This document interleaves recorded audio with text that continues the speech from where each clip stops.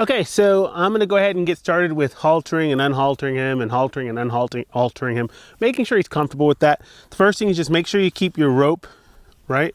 Hand, you always keep that so he can't get away from you, okay? So what I'm gonna do is I'll just reach over here.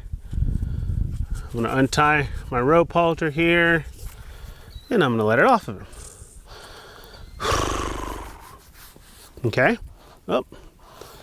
Keep, you want it, don't do what I did. Keep that rope in your hand so you have him if he does take off. Okay, now I'm just gonna come back in, and this is like kind of this rinse and repeat stuff. I'm gonna reach over, much better than the first time I put it over. You can see he's not ducking away or pulling away. What a pony, I love that. Okay, good boy. We're gonna walk around a few times. We'll kind of walk a circle, let those feet kind of move out. I'm gonna pull him with my halter. I'm gonna ask him to come forward. Good, awesome. Now, I'm gonna come back in here, hold that rope. It's hard to remember to hold that rope. And just be careful with your ropes that you're not wrapped up or tangled up, so if he does take off, he's not gonna drag you or something. You wanna be able to just drop it if you need to, okay? So I'll untangle him, untie him here. I'll let that off. And this time, what I'm gonna do, because I really want him to know that he's kind of free, is I'm going to just kind of send him off away from me here. Sorry, bud.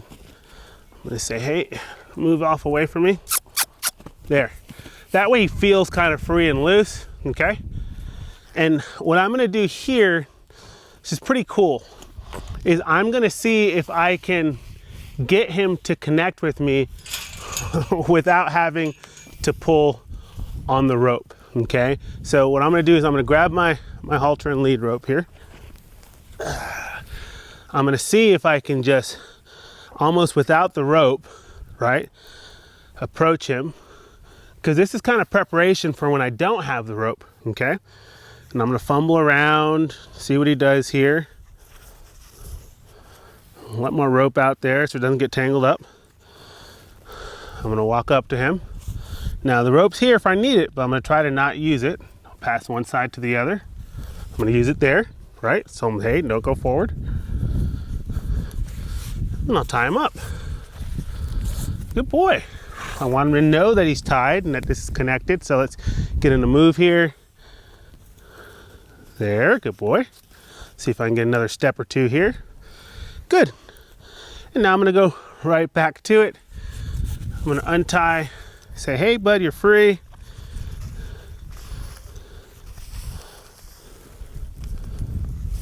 I'm gonna send him out so he really knows that he's, you know, kind of free.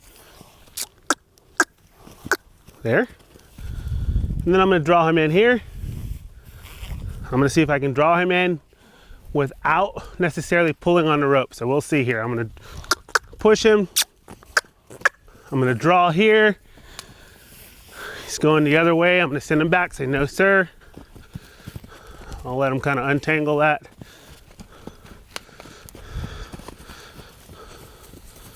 I'm gonna see if I can draw him here. Good, I like that. Some really good decisions there. He really relaxed and softened with me there. So now I'm gonna go back to it, like I'm gonna halter him up. Again, I'm gonna just kind of leave this here.